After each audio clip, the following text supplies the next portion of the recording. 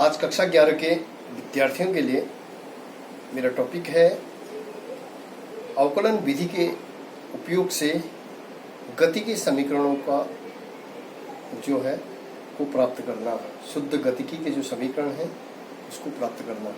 जैसा कि आपको पता है कि हमारा जो सेकेंड यूनिट में चल रहा है सिंपल हार्मोनिक मोशन या वन डायमेंशनल मोशन, एक सरल रेखीय गति। उसमें बच्चों मैंने आपको बहुत सारी चीज़ें बताई। मैंने आपको दूरी, विस्थापन, चाल, वेग, त्वरण ये सब समझाया। तो आज हम पढ़ रहे हैं कि एक समान त्वरण से मतलब अवकलन विधि का उपयोग कर एक समान त्वरण के लिए शुद्ध गतिकी का समीकरण। तो हम शुरू करते हैं कि माना कोई वस्तु है। कैसे समझेंगे इसको कि माना किसी वस्तु का प्रारंभिक वेग u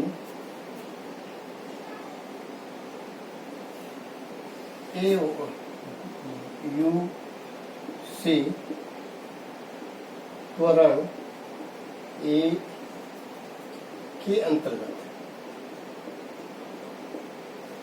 किसी वस्तु का प्रारंभिक वेग u से त्वरण a के अंतर्गत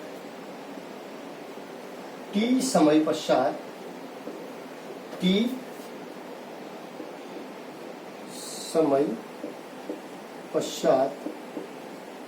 अंतिम वेग v तथा t समय पश्चात जो अंतिम वेग है वो v है और विस्थापित दूरी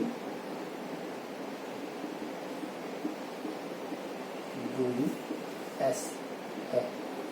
देखिए बच्चों, सिंपल सा ये है कि माना कोई वस्तु है, उसका प्रारंभिक वेग u है और वो a त्वरण के अंतर्गत, एक समान त्वरण के अंतर्गत t समय पश्चात उसका वेग क्या हो जा रहा है, v हो जाता है। ठीक है, तो v जो उसके वेग में परिवर्तन हुआ उस टाइम पे उसने कितनी डिस्टेंस तय करी, s दूरी, s विस्थापन करके तय किया। तो हमारा जो है, हमने जो त्वरण पढ़ा कि त्वरण को हमने सिंपल समझा था कि किसी वस्तु के वेग परिवर्तन की दर को हम त्वरण कहते हैं। ठीक है, एक्सेलरेशन कहते हैं कि वेग परिवर्तन की दर। ठीक है, तो उसको सूत्र के तरीके से हमने इसको समझाया था। क्योंकि त्वरण को a से डिनोट करते हैं, स्मॉल a से, a बराबर हो जाएगा डेल्टा v बटे डेल्टा t, या हमने इसको बोला था डिफरेंशिएशन में, अवकलन में dv बटे dt। अवकलन में हमने इसको क्या लिख दिया था, dv बटे dt। अब देखेंगे, इसको क्रॉस मल्टीप्लिकेशन कर दीजिएगा, इसके नीचे एक मान लीजिएगा, वज्र गुणा जिसे कहते हैं। तो ये हो जाएगा डेल्टा v बराबर a dt। ठीक है, दोनों ओर। अब हम क्या करेंगे, इसके बाद क्या करेंगे, ये जो समीकरण एक है इसके दोनों ओर, समीकरण के दोनों ओर समाकलन करने पर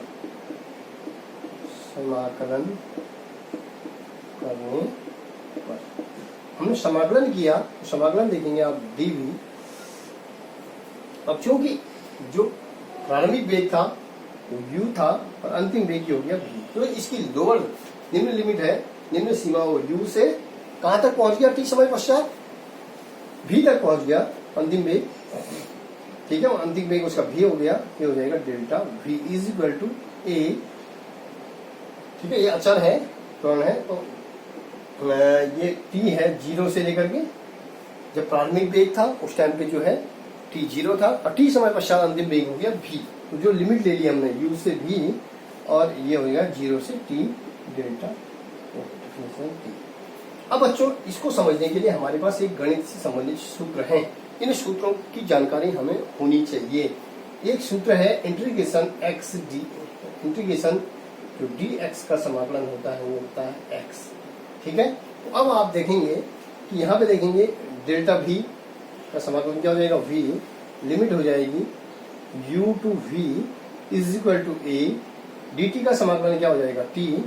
ठीक है बच्चों, dt का समाकलन t 0 टू t। अब आप लिमिट लगाएंगे तो ये हो जाएगा v minus u is equal to a t minus 0। तो इसको हम लिख सकते हैं v minus u is equal to a t, या हम इसको अच्छे तरीके से लिखे हैं तो v is equal to u plus a t. यही जो है गति का पहला समीकरण है। गति का पहला समीकरण है v बराबर u प्लस ए टी। जो गति का पहला समीकरण है शुद्ध गतिकी के अंदर, काइनेमेटिक्स के अंदर, v बराबर u प्लस ए टी। ठीक है बच्चों, अब हम जो है दूसरा समीकरण का सत्यापन करते हैं। दूसरे समीकरण को किससे प्राप्त करते हैं? अवकलन विधि के द्वारा प्राप्त करते हैं। गति का दूसरा समीकरण, गति के दूसरे समीकरण से प्राप्त करने के लिए हम देखते हैं कि कोई वस्तु जो है t0 समय से चलना उसने प्रारंभ किया, प्रारंभिक वेग से चलना प्रारंभ किया, और उसने जो वेग प्राप्त कर लिया वो अंतिम वेग। तो वेग की जो डेफिनेशन है, वेग बराबर होता है dx बटे dt, ये हम जानते हैं। ठीक है, जो वेग होता है वो होता है आपका dx बटे dt होता है। ठीक है बच्चों, तो या हम इसको लिख सकते हैं बच्चों, जो वेग हो गया हमारा वो हो गया dx बटे dt। अब वेग की परिभाषा आप जैसे जानते हैं कि किसी वस्तु द्वारा एकांक समय में या निश्चित समय में किसी निश्चित दिशा में प्रारंभिक बिंदु और अंतिम बिंदु, प्रारंभिक स्थिति अथवा अंतिम स्थिति के बीच, प्रारंभिक स्थिति और अंतिम स्थिति के बीच जो चली गई दूरी होगी उसको विस्थापन, चला गया जो विस्थापन होगा उसको कहते हैं वेग। ठीक है, तो वेग ये हो गया बच्चों। इसको हम इस तरीके से लिखते हैं, इसके नीचे एक मान लीजिएगा v dt बराबर हो जाएगा dx। फिर वही कंडीशन, इसके दोनों समीकरण के, जो समीकरण नंबर 2 हमारे पास आई, समीकरण 2 के दोनों ओर,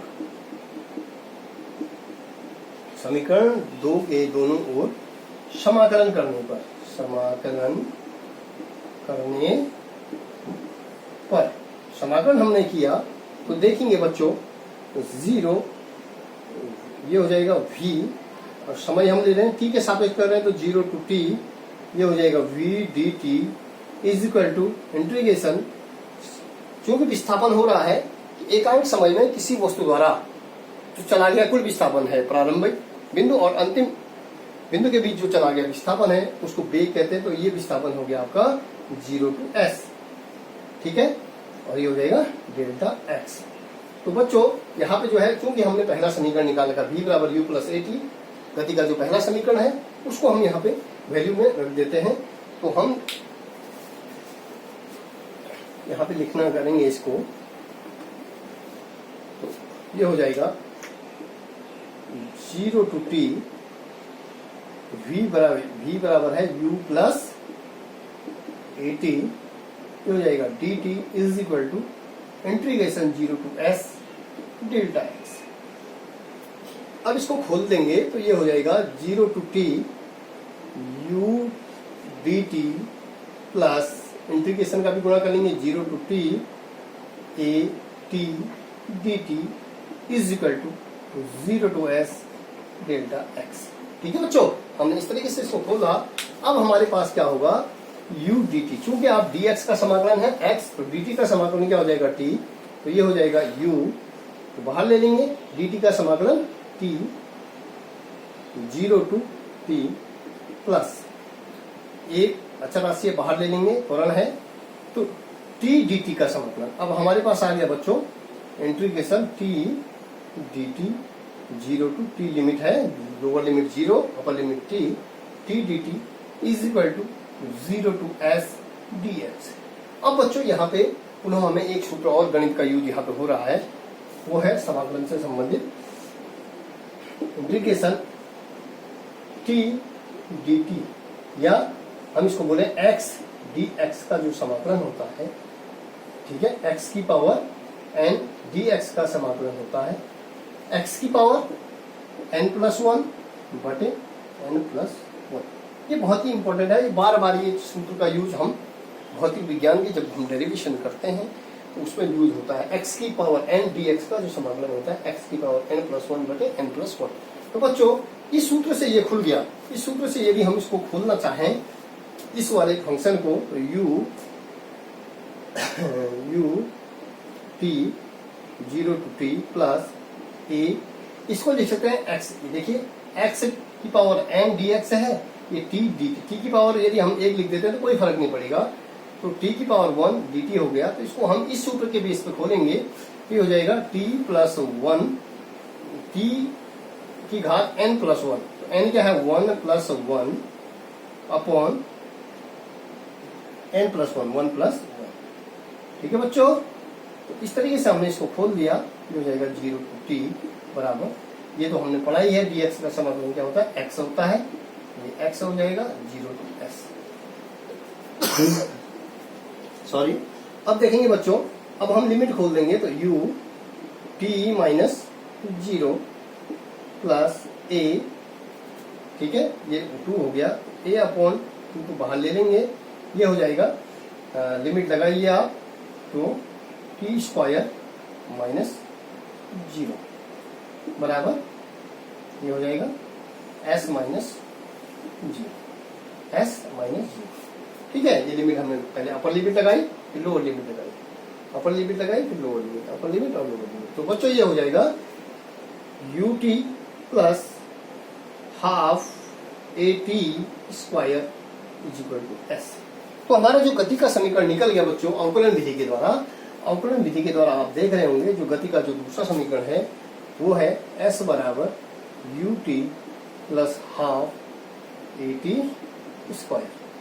ठीक है, ये गति का दूसरा समीकरण हमारा निकल गया। अब हम जो है एक समान त्वरण से तीसरी चीज हम निकालते हैं, वो निकालते हैं गति का तृतीय समीकरण। गति का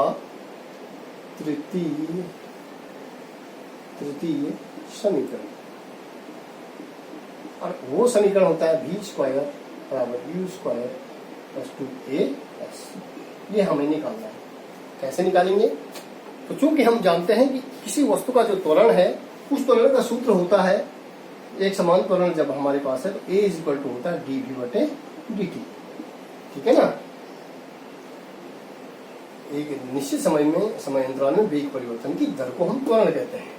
अब बच्चों हम इसको लिखने का तरीका देखेंगे कि dv बटे dt को ऐसे रख दीजिएगा, इसके dx से ऊपर भी भाग दो और नीचे भी भाग दो, अंश भी में भी और हर में भी, ये दोनों कट गए लेकिन फर्क सेम चीज यही है। तो देखिए इसके बाद हमारा ये क्या हो जाता है, इसको हम लिख देंगे dv बटे dx कर दो और इंटू dx बटे dt। अब इस dx बटे dt को आप जानते हैं क्या बोलते हैं, क्योंकि आप जानते हैं ये हो जाएगा आपका v इज इक्वल टू हो जाएगा dx बटे dt। अर्थात किसी वस्तु द्वारा प्रारंभिक स्थिति और अंतिम स्थिति में चली गई जो न्यूनतम दूरी है उसको वेग कहते हैं। जो विस्थापन है प्रारंभिक स्थिति और अंतिम स्थिति में जो चला गया जो विस्थापन है उसको हम क्या कह रहे हैं, वेग कहते हैं। ठीक है ना, तो ये बच्चों ये इसको हम लिख सकते हैं v, तो ये हो जाएगा v dv बटे dx इज इक्वल टू हमारा हो जाएगा a। अब यदि हम इसके नीचे 1 मान लें तो क्रॉस मल्टीप्लिकेशन वज्र गुणा हो जाता है, तो वज्र गुणा हो जाएगा। तो वज्र गुणा करने के लिए हम क्या करते हैं, तृतीय समीकरण हमारे पास था, तो ये हो जाएगा a delta x is equal to v delta v। ठीक है, अब हमारा जो है हम क्या करते हैं, हम दोनों ओर समाकलन करने पर, जो तीसरी समीकरण हमारे पास आई ये है समीकरण 3 के दोनों ओर समाकलन करने पर,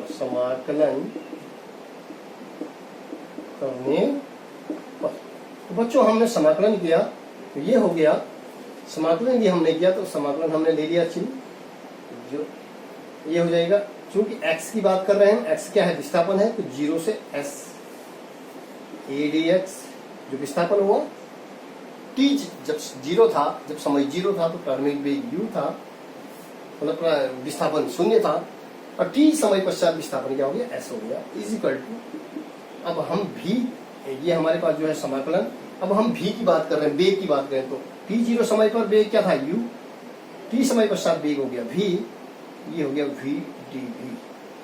अब हम जो है इसका समाकलन करते हैं, तो चूंकि एक अचल राशि इसको बाहर ले लीजिएगा, dx का समाकलन x, तो ये हो जाएगा बच्चों 0 to s is equal to, अब फिर पुनः वही समीकरण आ गया कि x की पावर n dx का जो समाकलन होता है वो x की पावर n+1 बटे n+1 होता है। ठीक है, अब आप यहाँ पे देख रहे हैं कि x से dx ना होगा कि ये v dv है, यहाँ पे यदि हम इसकी घात 1 कर देते तो कोई दिक्कत नहीं है। ये सूत्र बन गया v की पावर n dv का, तो हम सूत्र का प्रयोग यहाँ पे करेंगे, तो v की पावर n+1 बटे 1 + n+1, ये हो जाएगा लिमिट u टू v। ठीक है, अब हम इसको खोलेंगे तो ये हो जाएगा a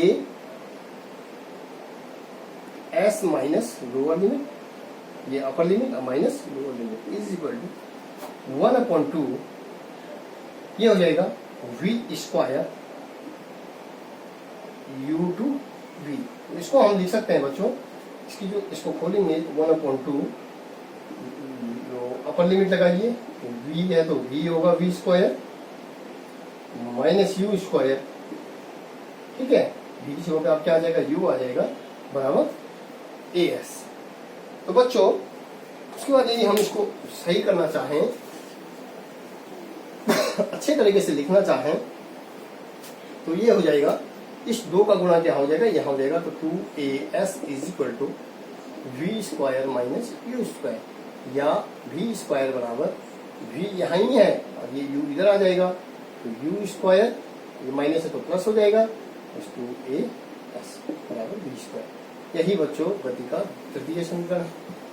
ठीक है, ये किस मेथड से हमने किया, एक समान त्वरण, जब किसी वस्तु का क्या होता है, एक समान त्वरण, मतलब एक समान त्वरण का क्या हुआ कि जब कोई वस्तु समान समय अंतराल में समान वेग क्या करती है, प्राप्त करती है, वो वहां पे त्वरण क्या होगा, समान त्वरण होगा। ठीक है, तो समान त्वरण होगा तो त्वरण क्या हो जाएगा आपका, उसको हम कहेंगे, वहां पे त्वरण क्या हो जाएगा, 0 हो जाता है, त्वरण क्या हो जाता है, अचल हो जाता है। तो उस तरीके से जो है हमने समीकरण निकाला, v बराबर पहला समीकरण u प्लस at। ठीक है, ये पहला समीकरण था। दूसरा था s बराबर ut plus half t square, ये हमारे पास दूसरा समीकरण था। और तीसरा समीकरण गति का था जो है इसका बराबर उसका प्लस 2s। तो ये जो है एक समान त्वरण के लिए शुद्ध गतिकी का जो समीकरण है, काइनेमेटिक्स के जो इक्वेशंस हैं, न्यूटन की जो गति के समीकरण हैं, वो इस प्रकार से हमने निकाले। तो मुझे विश्वास है कि आप जो है इसको समझे होंगे। धन्यवाद।